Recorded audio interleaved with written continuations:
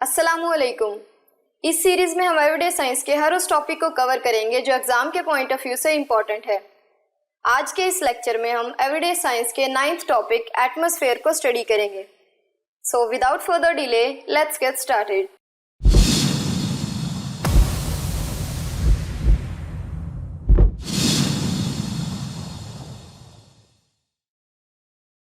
Our first question is, the term biosphere refers to, and the correct answer is living community with whole ecosystem. Biosphere एक global ecosystem है जो biotic यानी living और abiotic non living factor से मिलकर बनता है। ये ऐसा सिस्टम है जो सरवाइव करने के लिए एनर्जी और न्यूट्रिएंट्स प्रोवाइड करता है। बायोस्फीयर अर्थ के उन पार्ट से मिलकर बनता है जहां लाइफ एग्जिस्ट करती है, जिसमें एटमॉस्फेयर यानी कि एयर, हाइड्रोस्फीयर वाटर और लिथोस्फीयर यानी कि लैंड शामिल है। बायोस्फीयर ग्रीक वर्ड से मिलके बना है जिसमें बायोस का मतलब होता है लाइफ और सफेरा का मतलब है स्फीयर। ये वर्ड 19वीं सदी में इंग्लिश में यूज किया गया। आम जुबान में समझें तो बायोस्फीयर से मुराद वो लाइफ है जो किसी प्लैनेट के इर्द गिर्द किसी मखसूस दायरे में होती है। Our next question is question number 2. If an object is present at a distance of 5 km from the surface of earth, it is present in। अगर कोई ऑब्जेक्ट सरफेस ऑफ अर्थ से 5 किलोमीटर के डिस्टेंस पे हो तो वो किस जगह प्रेजेंट होगा? And the correct answer is option A, troposphere. Atmosphere को 5 लेयर में डिवाइड किया गया है। ये डिवीजन टेम्परेचर और सरफेस ऑफ अर्थ के डिस्टेंस की बेसिस पे की गई है। जिस लेयर का सरफेस ऑफ अर्थ से कम डिस्टेंस है उसे ट्रोपोस्फेयर का नाम दिया गया है। बाकी स्ट्रेटोस्फेयर, मेसोस्फेयर, थर्मोस्फेयर और लास्ट लेयर को एक्सोस्फेयर कहा गया है। ट्रोपोस्फेयर अर्थ के एटमॉस्फेयर में सबसे लोएस्ट लेयर है। एटमॉस्फेयर का ज्यादातर मास तकरीबन 75 to 80% ट्रोपोस्फेयर में पाया जाता है। ट्रोपोस्फेयर सरफेस ऑफ अर्थ से 5 to 15 किलोमीटर हाई है। उसके बाद एटमॉस्फेयर की बाकी लेयर स्टार्ट हो जाती हैं। Our next question is question number 3. The uppermost layer of atmosphere is known as, and the correct answer is option D, exosphere. Exosphere earth के एटमॉस्फेयर की सबसे बैरूनी लेयर है। एक्सोस्फेयर ग्रीक वर्ड एक्सो से मिलकर बना है जिसका मतलब है आउटर या फिर external. Exosphere surface of earth से तकरीबन 800 to 10,000 किलोमीटर हाई है। ये अर्थ के एटमॉस्फेयर की आउटर मोस्ट लेयर है, इसीलिए इसकी कोई बाउंड्री या फिर लिमिट नहीं होती। सैटेलाइट्स को प्लेस करने के लिए एक्सोस्फेयर को सबसे बेहतरीन रीजन कंसिडर किया जाता है। जहां एक्सोस्फेयर एंड होता है वहां से स्पेस शुरू होती है। Our next question is question number 4. Which among the following doesn't cause pollution? And the correct answer is option C, hydroelectric plant. दूसरे पावर प्लांट्स की तरह हाइड्रोइलेक्ट्रिक पावर प्लांट हवा में आलूदगी का बायस नहीं बनते।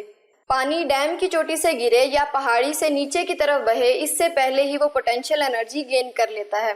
जैसे ही पानी नीचे की तरफ बहता है पोटेंशियल एनर्जी काइनेटिक एनर्जी में कन्वर्ट हो जाती है। इलेक्ट्रिसिटी जनरेट करने के लिए पानी को टरबाइन के ब्लेड्स को घुमाने के लिए यूज किया जाता है। टरबाइन की ब्लेड्स के घूमने से पावर जनरेट होती है जो ट्रांसफार्मर के जरिए ट्रांसमिशन लाइन तक जाती है। चाइना हाइड्रो इलेक्ट्रिसिटी का सबसे बड़ा प्रोड्यूसर है। चूंकि इस प्रोसेस में वाटर रॉ मटेरियल के तौर पर यूज होता है, इसीलिए ये प्लांट एयर पोल्यूशन की वजह नहीं बनता। Our next question is question number 5. Which equipment is used to measure atmospheric humidity? And the correct answer is option A, psychrometer. Psychrometer हवा में मौजूद नमी की मिकदार को मेजर करने के लिए यूज किया जाता है। इसमें 2 थर्मोमीटर्स लगे होते हैं, एक वेट बल्ब थर्मोमीटर और दूसरा ड्राई बल्ब थर्मोमीटर। ये दोनों थर्मोमीटर एक हैंडल के साथ अटैच होते हैं। एक थर्मोमीटर ड्राई होता है और एक थर्मोमीटर के ऊपर कपड़े का पीस गीला करके लगा दिया जाता है। दोनों थर्मोमीटर के दरमियान टेम्परेचर डिफरेंस को मेजर किया जाता है और फिर साइक्रोमीटर चार्ट के जरिए रिलेटिव ह्यूमिडिटी मेजर की जाती है।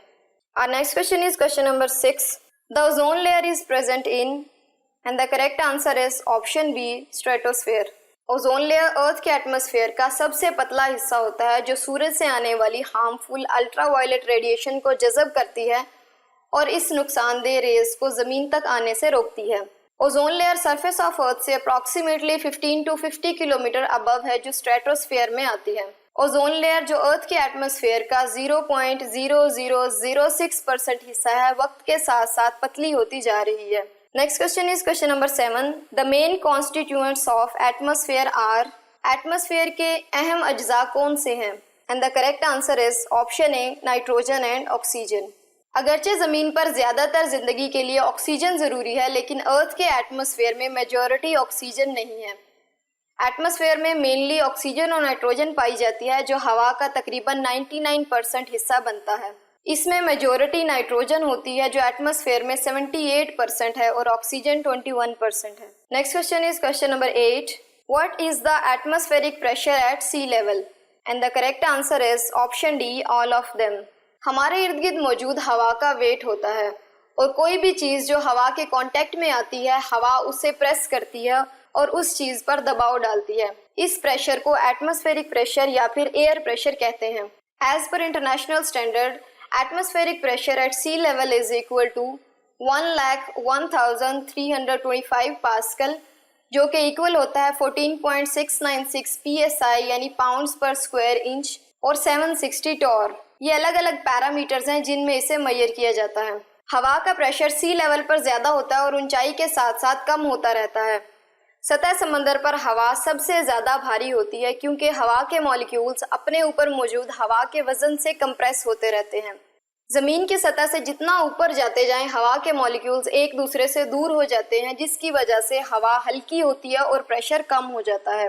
एटमॉस्फेरिक प्रेशर को मेजर करने के लिए बैरोमीटर को यूज़ किया जाता है।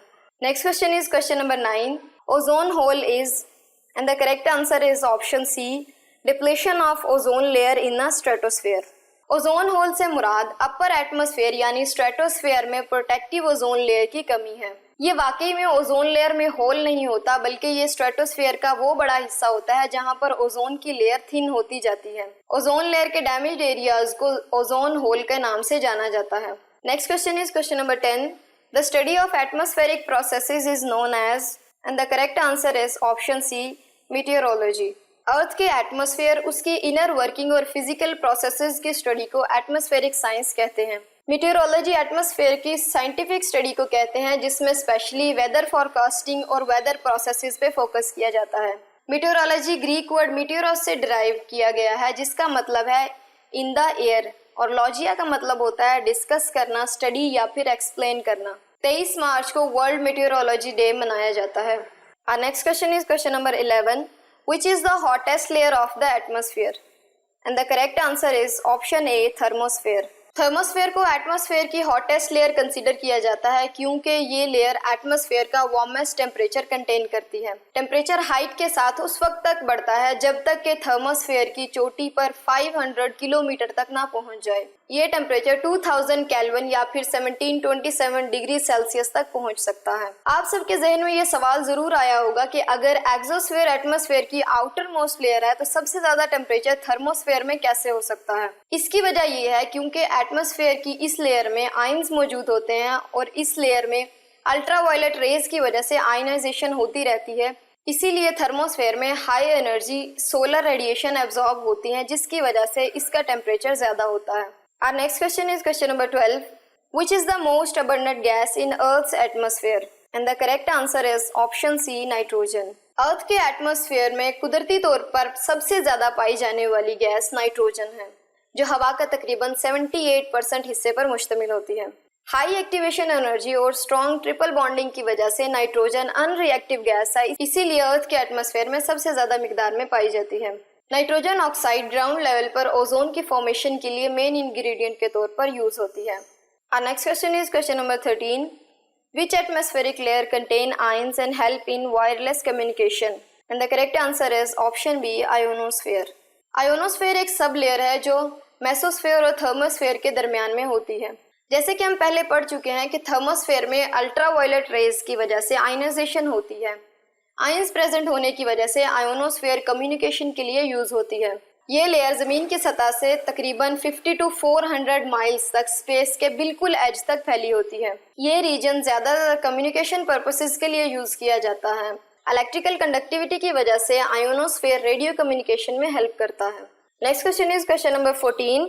Ozone depletion is greatest near, and the correct answer is option D, pole.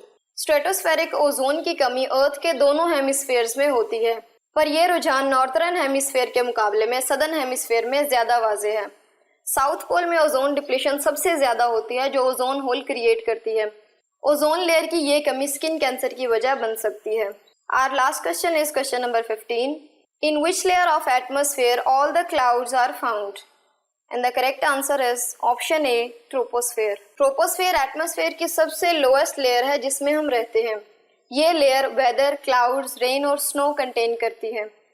Troposphere अब तक की तमाम लेयर में से सबसे वेटेस्ट लेयर है और बाकी लेयर्स में मॉइस्चर बहुत कम होता है. ज्यादातर क्लाउड्स यहाँ पाए जाते हैं क्योंकि एटमॉस्फेयर के 99% वाटर वेपर्स ट्रोपोस्फेयर में मौजूद होते हैं. उम्मीद है आपको वीडियो पसंद आई होगी. अगर अभी तक चैनल को सब्सक्राइब नहीं किया तो चैनल को सब्सक्राइब करें, वीडियो को लाइक और शेयर करना मत भूलिएगा. स्क्रीन की राइट साइड पे इस टॉपिक का नेक्स्ट पार्ट और लेफ्ट साइड पे नेक्स्ट टॉपिक का लिंक पिन है. ऐसी ही डिटेल्ड वीडियो के लिए हमारे साथ जुड़े रहिएगा. तब तक के लिए अल्लाह हाफिज़.